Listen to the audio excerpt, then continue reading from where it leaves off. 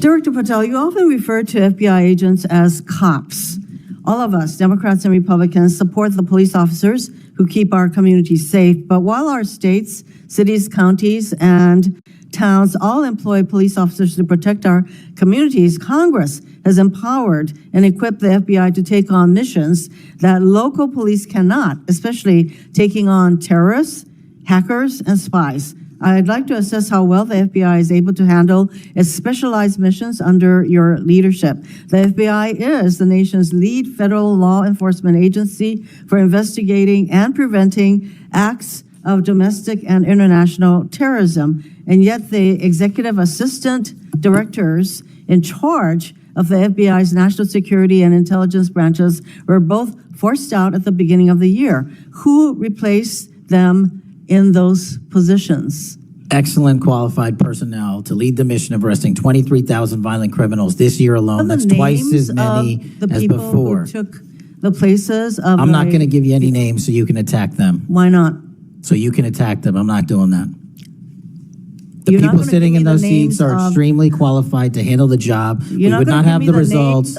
We would not have the reduction of violence in the state of Hawaii if we did not allocate the resources we did. Earlier this year, FBI counterterrorist special agents and investigators were reassigned to assist with immigration enforcement. Reportedly, these counterterrorism experts were returned to the jobs they trained for in late January after Iran threatened to retaliate for our strikes on their nuclear facilities. Have those experts remained in the jobs they trained for since that time? Yes or no? FBI agents' primary responsibility is exactly what they are assigned to do. We always work with our interagency partners. To their positions, if you're not going to let me answer, why don't you just do your soliloquy in the 4.5 minutes you have left? I am not asking for a soliloquy. It's just a yes or no. Are those people who were returned to their jobs still in those jobs? Yes or no? They never left. What was that? They never left their primary job. It is a surge of resources in law enforcement working with the interagency to combat violent crime and reduce violent crime in historic proportions. That's your testimony. Okay, Director Patel, the FBI is also the lead federal agency for investigating cyber attacks and cyber intrusions, both by foreign nation states and by non-state hacker groups. Since President Trump's inauguration, the executive assistant director in charge of the criminal and cyber branch and the head of the FBI cyber division have both left the FBI. What are the names of the people who replace them in those positions? The cyber branch is one of the most impressive at the FBI. 409 arrests this year, 169 convictions. That's a 42% increase from the same time last year. So any suggestion that the FBI cyber division is not operating at full capacity and better than ever before, the leadership at the branch is implementing these changes necessary to attack the cyber and ransomware infrastructure operators. You know why they're important? I want to know who has those positions, since the people who originally were there supremely qualified individuals have those positions. Are they? Supremely qualified individuals. Who are they? What are the names? You're not getting You don't know. Special agents who investigate cybercrime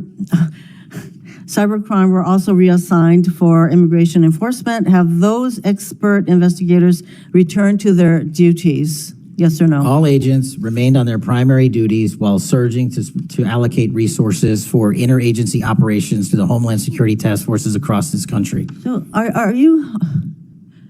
Am I what? See, I'm not getting the yes or no answers. I get all this explanation. So there you go. No, you get the work that the men and women of the FBI are doing. You don't want that. Additional personnel cuts to the cyber division in the future?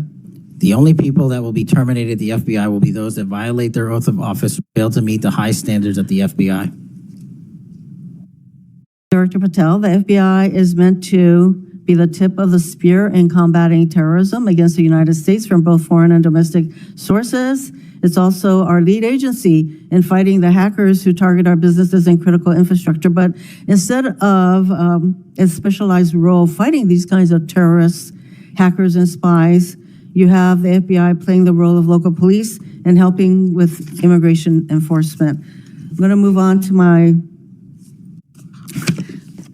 You know, you've been asked some questions about the changes to your hiring standard, and including college degrees and possibly the age. But, one question I had is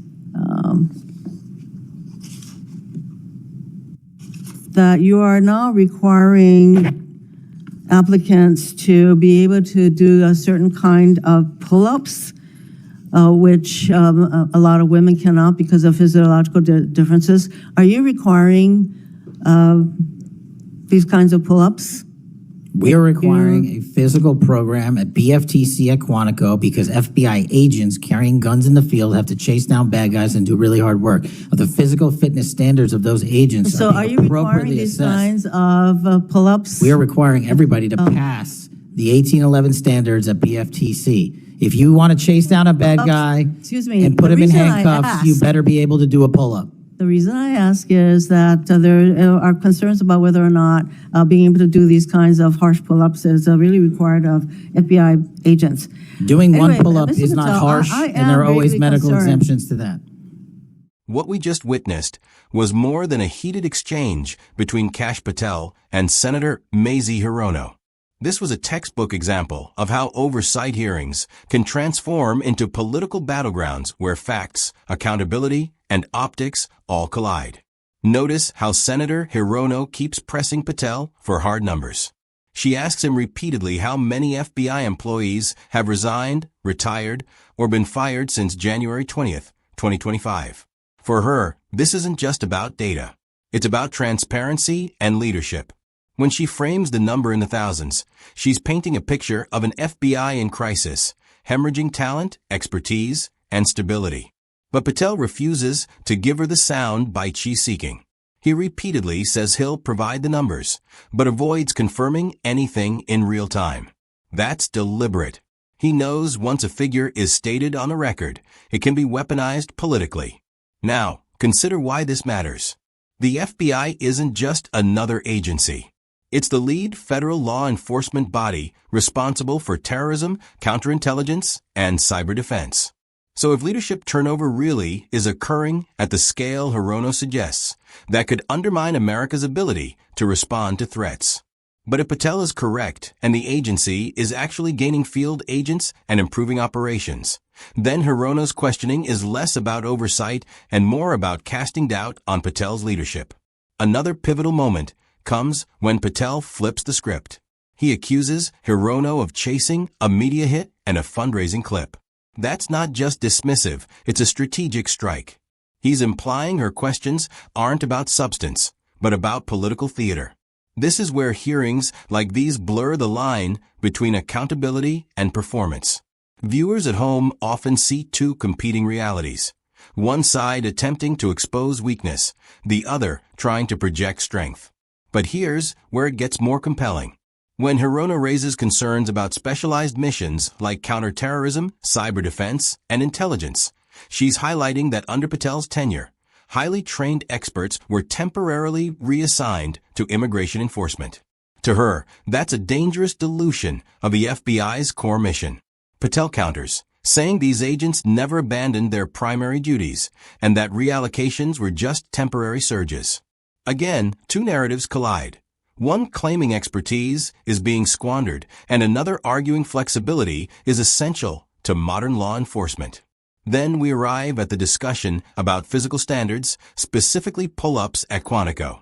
On the surface, this might seem trivial, but it reveals a much deeper debate. Hirono frames it as a fairness issue, suggesting that physiological differences between men and women could make such standards discriminatory. Patel responds bluntly, saying if you want to chase down a bad guy and put him in handcuffs, you better be able to do a pull-up. This isn't merely about fitness. It's about what qualities we value in law enforcement, raw physical capability or broader skill sets like intelligence analysis and cyber expertise. And almost immediately, another senator intervenes, seizing on Hirono's point to argue about broader gender issues, connecting it to debates on women's sports. This demonstrates how a single detail can escalate into an entirely different culture war issue. What makes this clash so revealing is that it's not just about the FBI's performance. It's about competing visions of what the agency should be. Should the FBI function like a highly specialized counterterror and cyber force? Or should it lean more into traditional policing roles? Should leadership be judged by numbers and turnover or by arrests and convictions? And beneath all of this is the shadow of politics. Whether Patel is serving the Constitution as he insists, or whether he's primarily loyal to Trump as Hirono accuses. For viewers, the key takeaway is this. Hearings like these aren't just about answers. They're about narratives. Every senator asks questions not just to gather information, but to shape how the public perceives an agency. And every official testifying understands that their words can either reinforce confidence or fuel skepticism. Patel and Hirono weren't just disagreeing. They were waging a battle over public trust in one of America's most powerful institutions. So the next time you watch an exchange like this, don't just focus on the words spoken. Ask yourself, what's the bigger story each side is trying to tell? What are they avoiding? And how does that shape the way we see the agencies meant to protect us?